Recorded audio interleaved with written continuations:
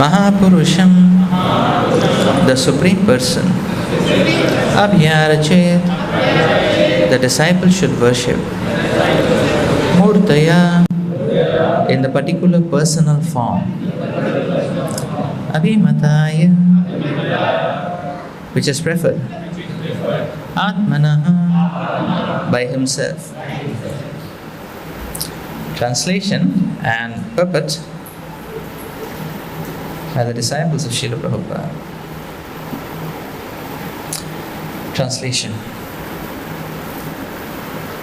Having obtained the mercy of his spiritual master, who reveals to the disciple the injunctions of Vedic scriptures, the devotee should worship the Supreme Personality of Godhead. In the particular personal form of the Lord, the devotee finds most attractive. Purport. According to Srila Jiva Goswami, the word Labdhva Anugraha indicates the formal initiation by a bona fide spiritual master. It is stated in the Padma Puran, Satkarma Nipuno Vipro Mantra Tantra Visharadaha Avaishnavo Gurur Nasyad Vaishnava Swapacho Guru. A bona fide spiritual master must be a soul surrendered at the lotus feet of the Supreme Lord.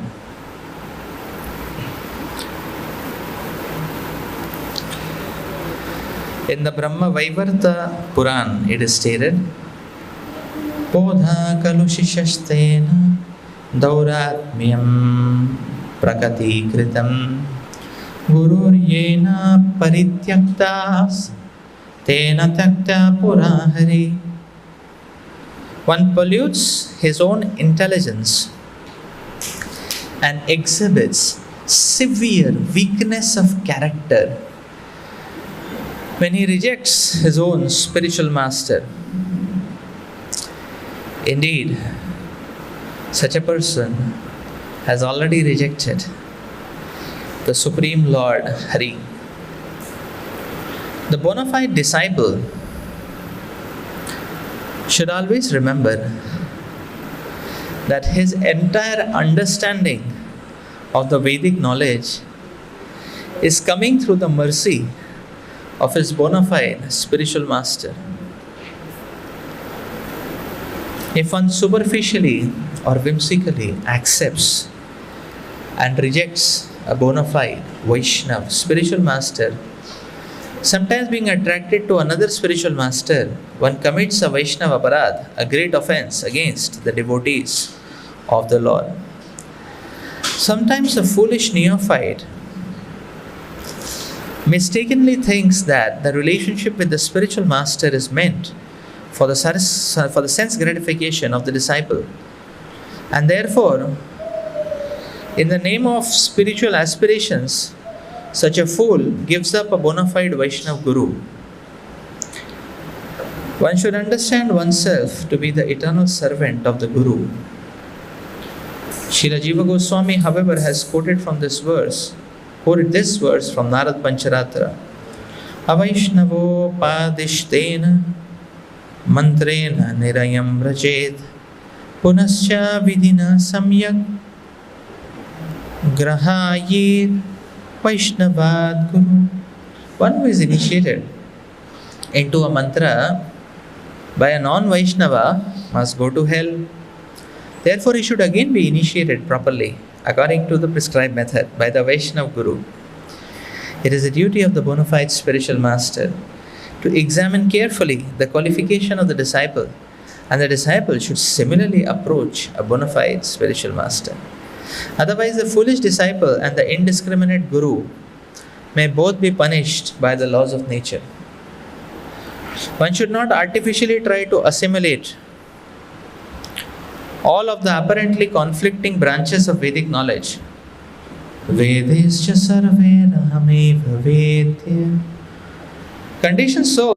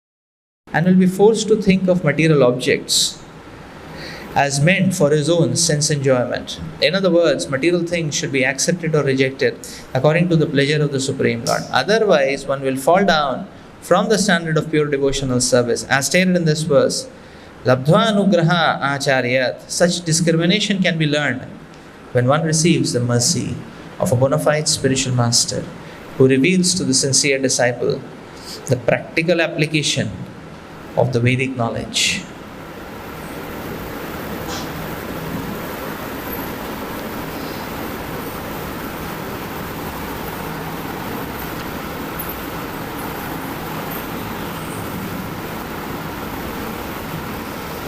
Om Jnanatimirandasya Jnananjana-shalakaya Chakshurunmilitam Yena Tasmai Shri Gurave Namaha Shri Chaitanya Manobhishtam Sapitam Yena Bhutale Swayam Rupa Kadamahyam Dadati Swapadantikam Vandeham Shri Guru Shri Yuta Padakamalam Shri Guru Vaishnavamscha Shri Rupam Sagrajata Sahagana Raghunathambitam Tam Sajivam Sadvaitam Savadutam Parijana Sahitam Krishna Chaitanya Devam Shri Radha Krishna Pada Sahagana Lalita Shri Vishakhanvitamscha Nama Om Vishnupadaya Krishna Prishtaya Bhutale Shrimate Bhaktivedanta Swami Niti Namini Namaste Saraswate Deve Gauravani Pracharini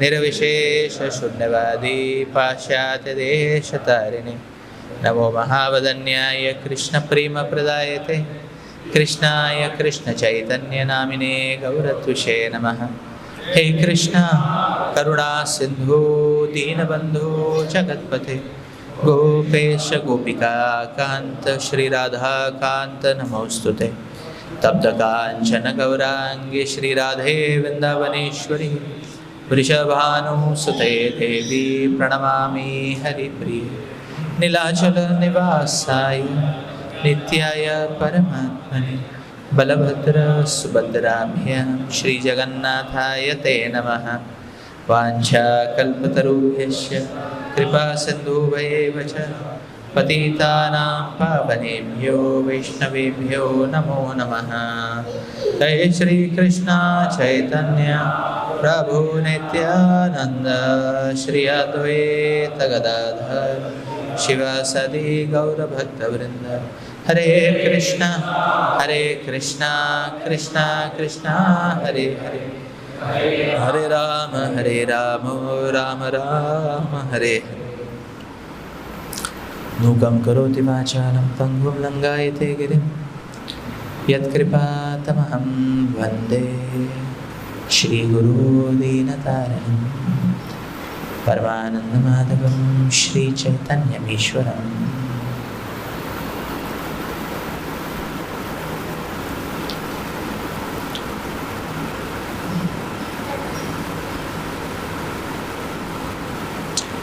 Hare Krishna. So we seek the blessings of all the Vaishnavas and the Vaishnavis assembled here, so that we can make some humble attempt to glorify the Lord and His devotees and to remain absorbed in those glories.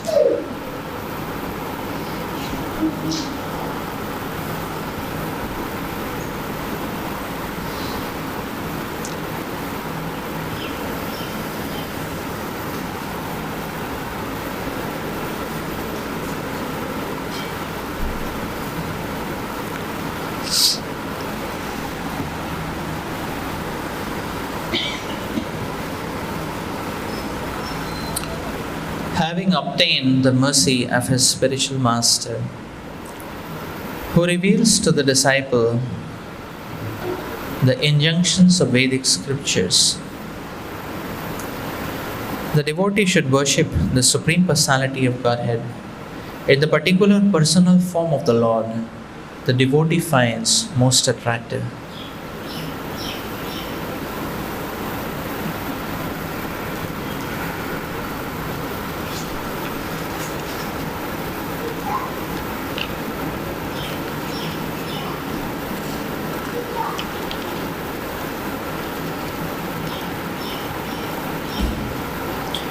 Among the Navayogiras, Sri Avirhotra is speaking here, answering Maharaj Nimi's question, which I believe comes in text 41 and 42. Where Maharaj Nimi is asking, O great sages, please speak to us about the process of Karma Yoga. Purified by this process of dedicating one's practical work to the Supreme, a person can very quickly free himself from all the material activities, even in this life, and thus enjoy pure life on the transcendental platform.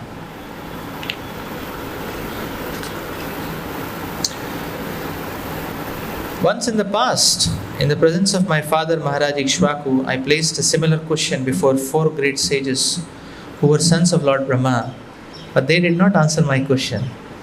Please explain the reason for this.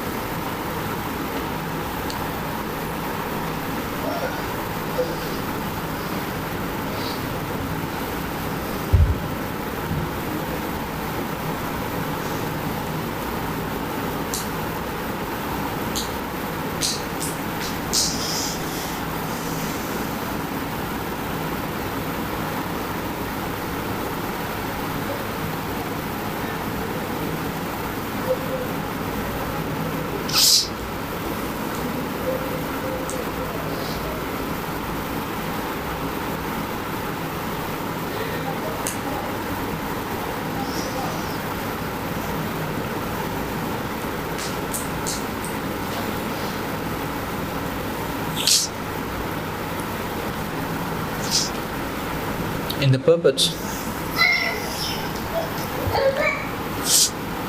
so the purport begins with Srila Jiva Goswami is explaining Labdhva Anugraha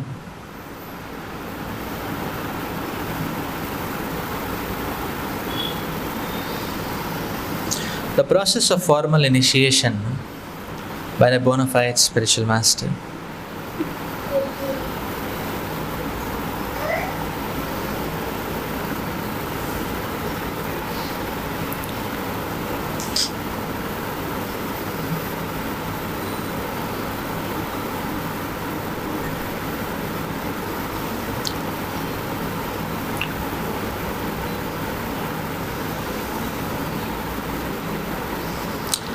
becoming the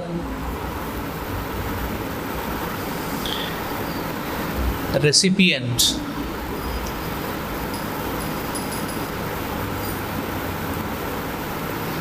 of the mercy of a bona fide spiritual master. Jai Shri Nitai Gauranga Bhagavan ki Jai, Srila Prabhupada ki Jai.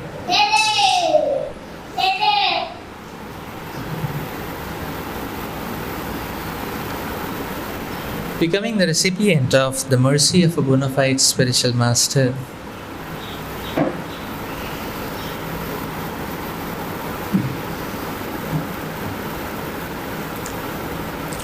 marks the auspicious legendary moment when a living entity becomes awakened to reality.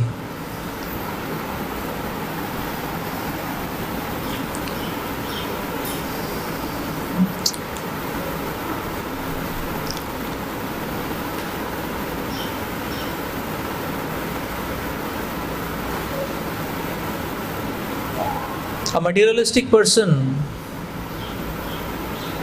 is very much like a dead body moving around.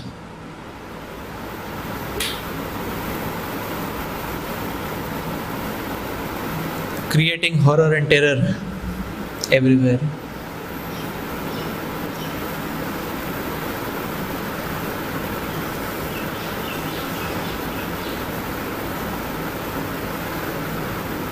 It's like a dead body. Because a materialistic person cannot see.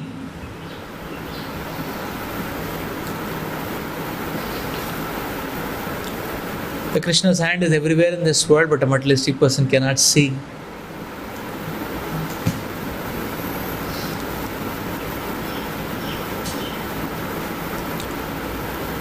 From any given geolocation in this world, there is the path of auspiciousness, but a materialistic person cannot walk that path. It's a dead man.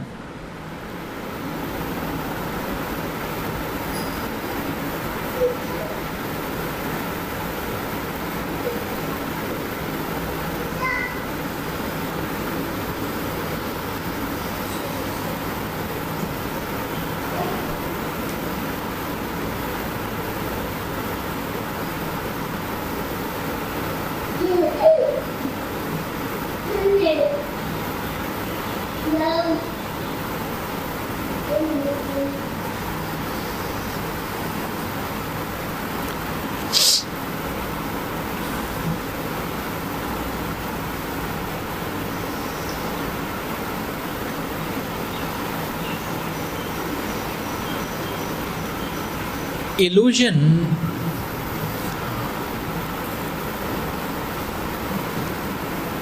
is a very sinister breed of death, or a sinister type of death. Because death means loss of access to anything tangible, anything pragmatic.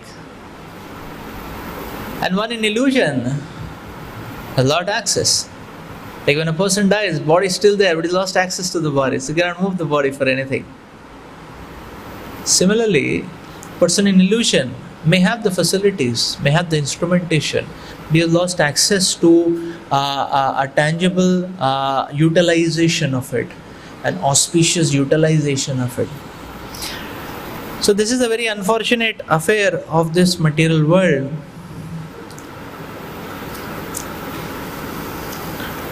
That even though the living entities have the opportunity to be alive, they simply remain as dead.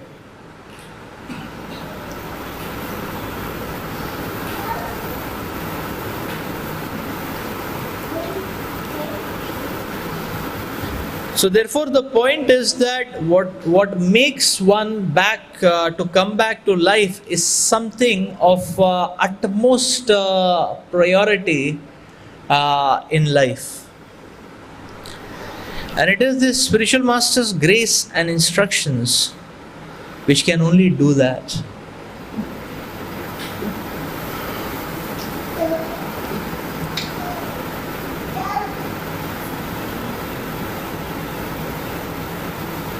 to bring a person back to life.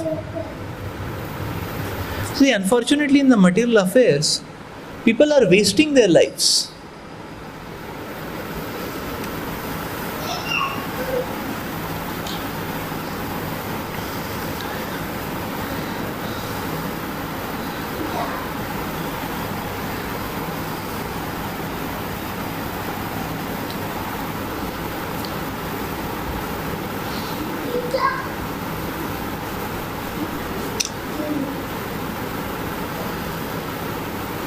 By voluntarily offering the freedom of their lives,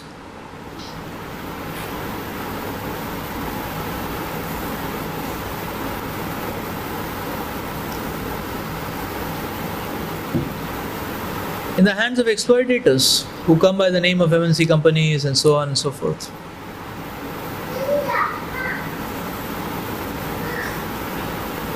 The very freedom of one's life, the very power to decide, the power to choose, to serve Krishna, to say no to Maya, the power to dissociate oneself from the punches of these material provocations. One loses everything voluntarily.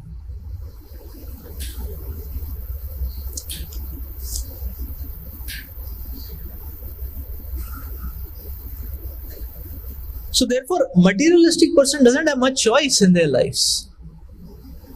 If we see,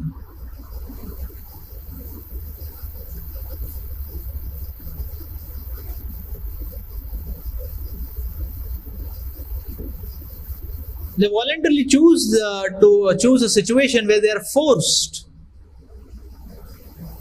to waste their lives.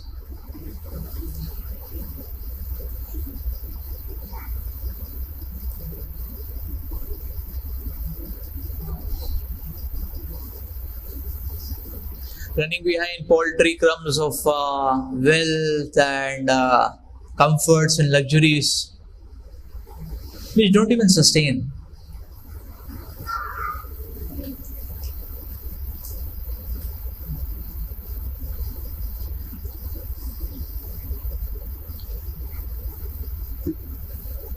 So therefore,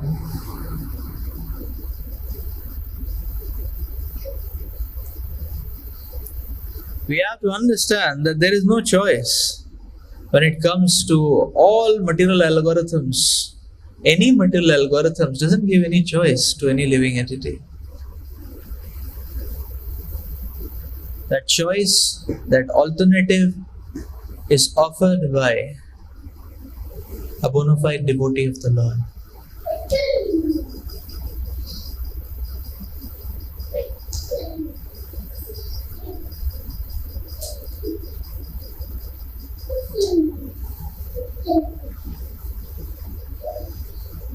That is why Srila Prahlad Maharaj in his prayers is recalling when Prahlad Maharaj says, Evam janam nipatitam prabhavahi kupe kamabhi kamanuyaha prapadan prasanga kritvatma satsurashina ipalayantam soham katham navrisaje tava vritti sevam. And Srila Prahlad Maharaj is extracting the essence of his life before and after meeting his spiritual master. And Srila Prahlad Maharaj is saying that I was fallen in a deep dark well.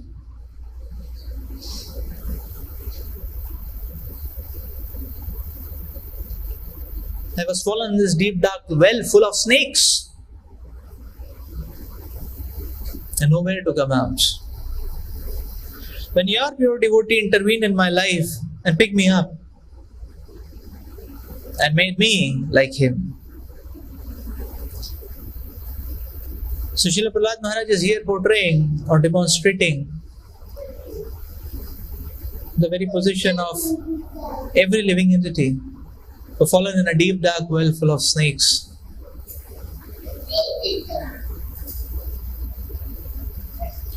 People say all is well because materialistic life is a well. That's why they say all is well, no? All materialistic life is a well. There's no doubt about that. That's the reality. The Prahlad Maharaj is also confirming that. And therefore all is well. But nothing is well with any living entity when it comes to experience. When it comes to positioning, all is well. But when it comes to experience, nothing is well. Because everyone is in a well. The well which leads to hell.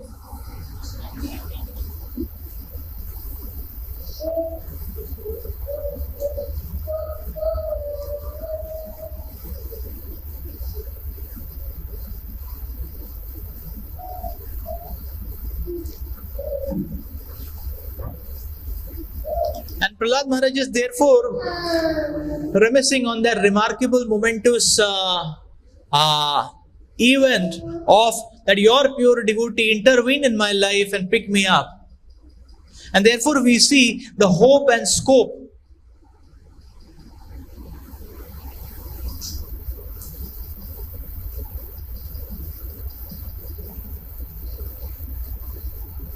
only comes by the intervention of a devotee.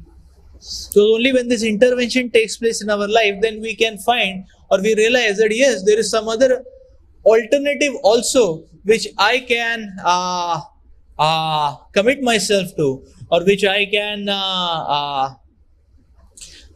there is an alternative path of auspiciousness which also I can tread, rather than the routine path of mongering after money, woman, name, fame, and so on. So therefore, that is the point when real life starts.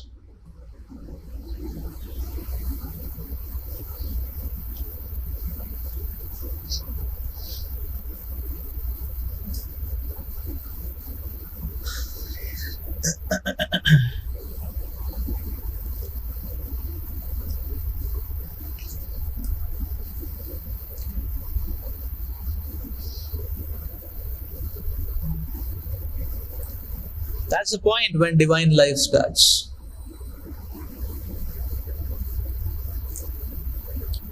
And therefore, this moment and this fact or this understanding a sadhaka should bear in one's consciousness all the time. So the import of the purport here is that although now one has got doors opened and one can walk out of the shackles of this material world and take other people as well,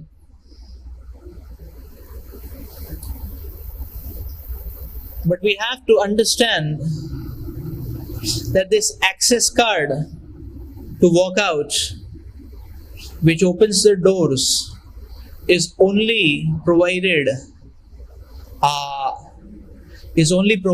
or is only revealed by the spiritual master. So material world is a dynamic and formidable place, and therefore the moment the living entity forgets or disconnects from the grace of the spiritual master and the parampara, one will forget and one will lose the passcodes and the doors will not open. And one will find oneself being shackled very badly. So therefore, Sharanagati is never a one-point process. Sharanagati is a dynamic cultivation. Sharanagati is an all-time process. And therefore, we see in these prayers of Srila Prahlad Maharaj that also, although Lord Narasimhadev is ready to offer anything to Prahlad Maharaj, Lord Narasimhadev is ready to offer himself also. But Prahlad Maharaj is saying, no, that is also not a sure guarantee.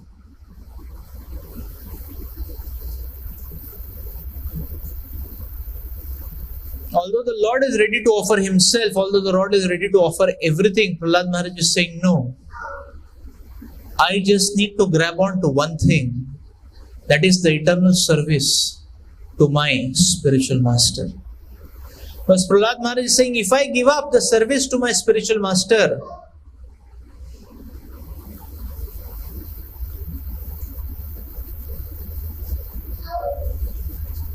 then there is no surety that I will go on. I will be able to go on. Because I am doing service, I am serving my spiritual master. By my spiritual master's grace, my spiritual masters put me in front of you. If I leave that connection, I will fall off. So therefore, the surest, the highest, the loftiest, and the most fortunate thing is to grab on. This goes on to show, here Prahlad Maharaj, our great Acharya, is demonstrating that how a devotee should be very much focused. Therefore, a disciple, the sadhaka's only focus in life should be to cling on to the service of one spiritual master. Okay, let me not forget that.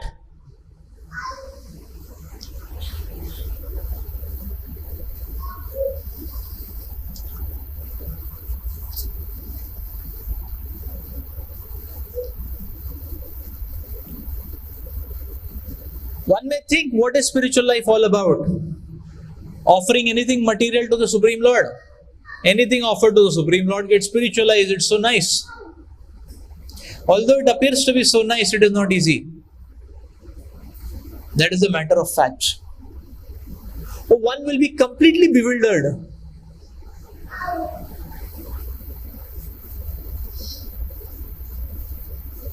Because this material world is filled with coexistence of dualities, coexistence of contradictions. And to resolve those contradictions,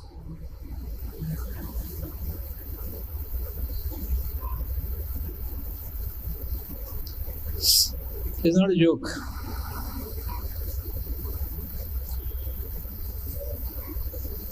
So material energy is not so easy to handle. If we touch it, it poisons. If we don't touch it, there is no service. What to do? So that is why the purport is said, one should not artificially try to assimilate all of the apparently conflicting branches of Vedic knowledge.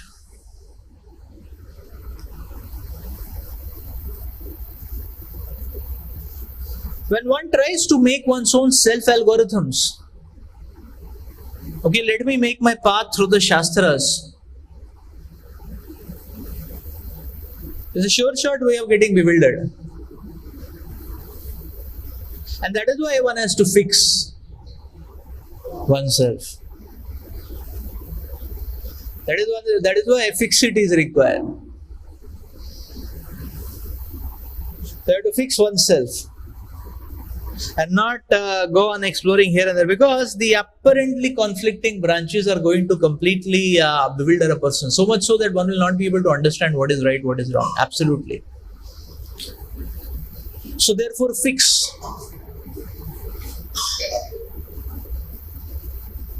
That is why Holiness Gopal Krishna Goswami Maharaj would never read any other book other than Srila Prabhupada's purpose. So nothing else is required. Although everything is Shastras, but it's not required. So whatever required is given by Prabhupada. So the broad grand pathway is shown by the Acharya. If we commit to the Acharya, we commit to the spiritual master. Self-exploration is going to be very deadly. The next point is mentioned here is conditioned souls have various conflicting natures. Now this is again very interesting.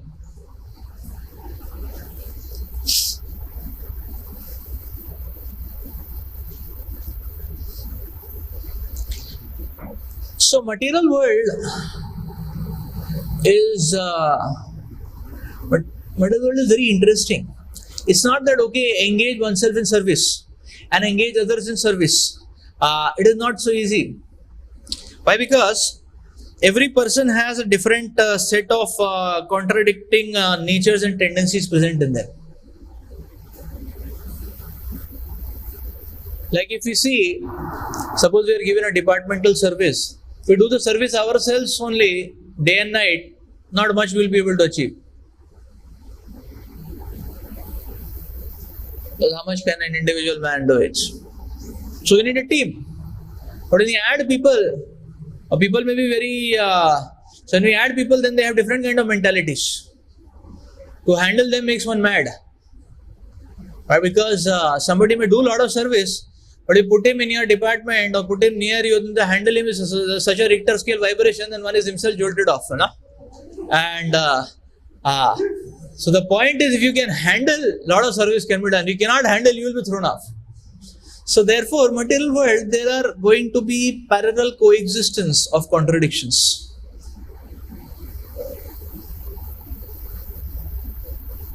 Sometimes we add more people in the team.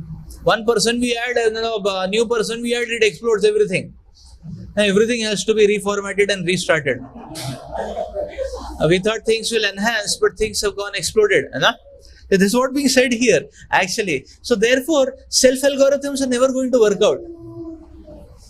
Self-algorithms are never going to work out. That is why in self-algorithms are never going to work out. So how can it, how does it work out? For that we have to be very strongly connected to the spiritual master. There's a bona fide acharya who can handle everyone and handles everyone's tendencies. Because you may see great souls have the potency that they may actually engage. They may actually engage very weird kind of personalities also in the service of the Lord. Like we see example of one of the Alvars who got the Ranganath temple made. So we got, he engaged dacoits in the service of the Lord. So the temple had to be made, funds had to be collected. So he didn't found anyone else, so he only found these dacoits. He said, okay, you can collect the funds. They had all the time in their life to do morning program. Because so they could very easily do Bhagavatam class also, Brahmachari class also, Bhagavad Gita class also. And they had all the time in the day to focus on their sadhana, because their service hours would start in the night.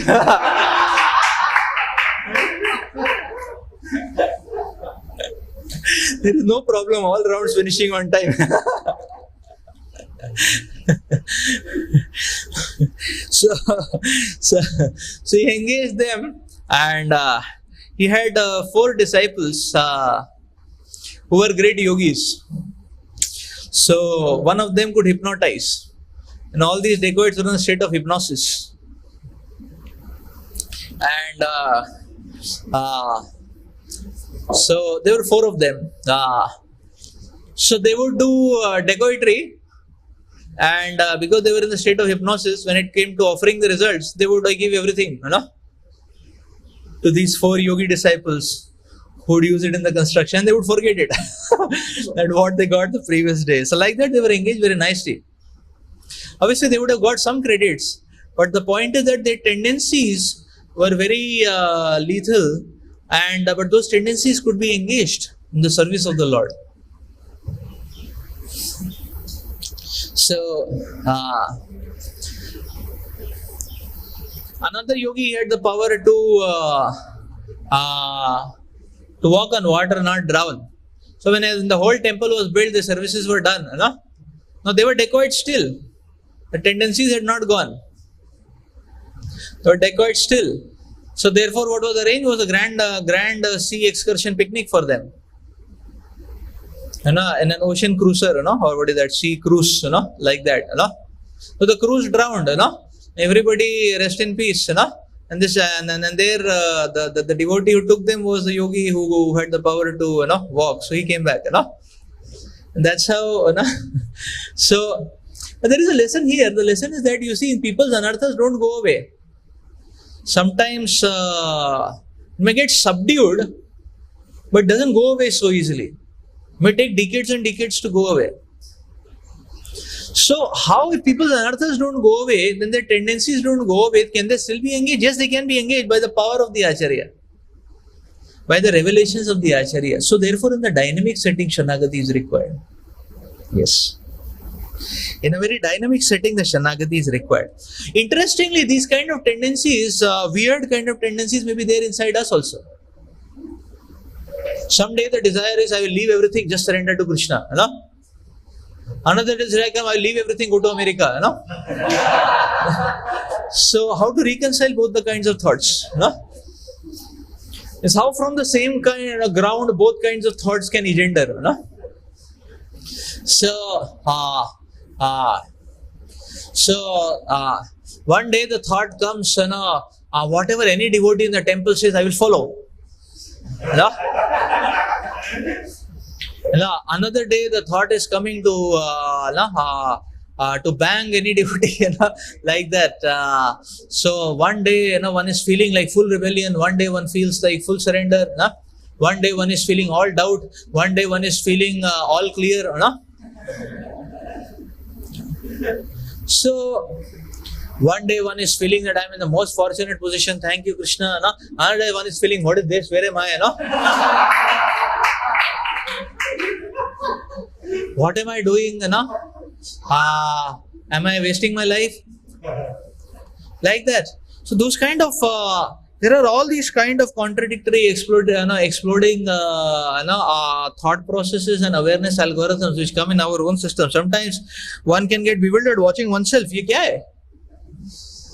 ये मैं हूँ, मैं कौन है? From where it comes, who is watching, how it comes, and all that. So what is the hope and scope even for us? And that is only the mercy of the Acharyas. So therefore, in a very dynamic setting, there has to be that consciously grabbing on to the lotus feet of the spiritual master. Because it is only the spiritual master's grace then one can reconcile dynamic situation, and amidst that fog, a way can come. And we can walk that path towards Krishna. Again, the material world creates fog. And the next step, again, one can be bewildered and confounded. And again, one grabs onto the lotus feet of the spiritual master, by the grace of the spiritual master, by that dependence. That fog can be again demystified, and one can take a few steps further. And that is why it is said here,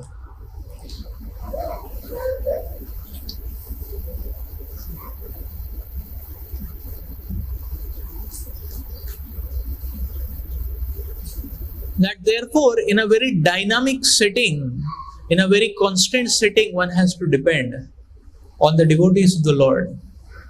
Because here, to end with the purport, another interesting figment is being highlighted. That okay, if one touches material energy, very dangerous.